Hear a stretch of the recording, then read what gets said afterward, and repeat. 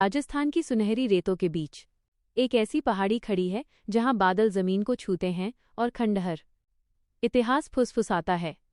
यह वही पर्वत है जहां कभी शिव का भव्य धाम खड़ा था और जहां हुई थी एक ऐसा विनाश जिसकी गूंज आज भी हवा में सुनाई देती है। यह कहानी है हर्ष पर्वत की। एक ऐसा पर्वत जो 1000 वर्षों से राज्यों के उत्थान पतन, युद्धों और आस्था सबका साक्षी है।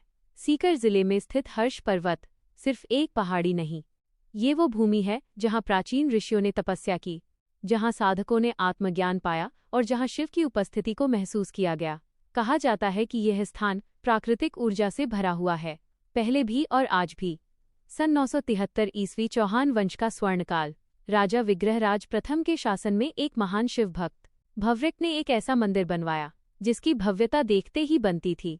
ऊंचे स्तंभ, सूक्ष्म नक्काशियां, देव गंधर्वों की आकृतियां और सबसे महत्वपूर्ण वो अद्वितीय पंचमुखी शिवलिंग। ये मंदिर पहाड़ की चोटी पर था और लगता था मानो शिव स्वयं आकाश से उतरकर यहाँ विराजमान हो। शताब्दियों तक हर्षनाथ टेम्पल श्रद्धा का केंद्र रहा। सावन में मेले लगते, भक्त दूर दूर से दर्शन को आते, साधु महीनों तक यहाँ साधना करते। कहते हैं जो एक बार हर्ष पर्वत पर चढ़ जाए वो अपने भीतर छिपे मौन को सुनने लगता है। इतना शांत, इतना दिव्य, इतना अद्भुत था ये स्थान। लेकिन हर महान कहानी एक दुखद मोड़ से होकर गुजरती है। सन 1739 जब औरंगजेब की मुगल सेना खंडेला पहुंची तो उनकी तलवारों का साया हर्षनाथ टेम्पल तक फैल गया। मंदिर के स्तंभ गिराए गए, मूर्तियां तोड़ी गईं, गर्भगृह तक को नुकसान पहुंचा। कई लोग कहते हैं आज भी जब हवा तेज चलती है तो इन खंडहरों में उस विनाश की, टूटन की चीख सुनाई देती है। लेकिन आस्था की आग कभी बुझती नहीं। समय बीता, लेकिन लोगों के दिलों में हर्षनाथ की लौ जलती रही।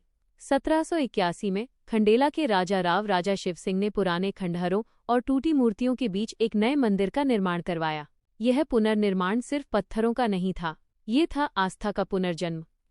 आज जब आप हर्ष पर्वत पर चढ़ते हैं तो आपको सिर्फ इतिहास नहीं मिलता, आपको मिलता है प्रकृति का जादू, बादलों के बीच चलने का अनुभव, सुबह की सुनहरी धुंध और हवा में बसी सदियों पुरानी कहानियां।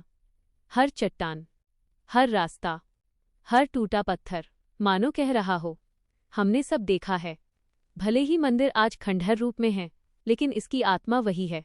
सावन हो या महाशिवरात्रि, हजारों भक्त यहाँ शिव का आशीर्वाद लेने आते हैं और हर आगंतुक इतिहास की एक परत अपने दिल में लेकर लौटता है। समय बदल गया, राज्य मिट गए, मंदिर टूटा, लेकिन हर्ष पर्वत अब भी खड़ा है, अटल, शांत, अमर। ये पर्वत सिखाता है कि पत्थर टूट सकते हैं, लेकिन आस्था कभी नहीं।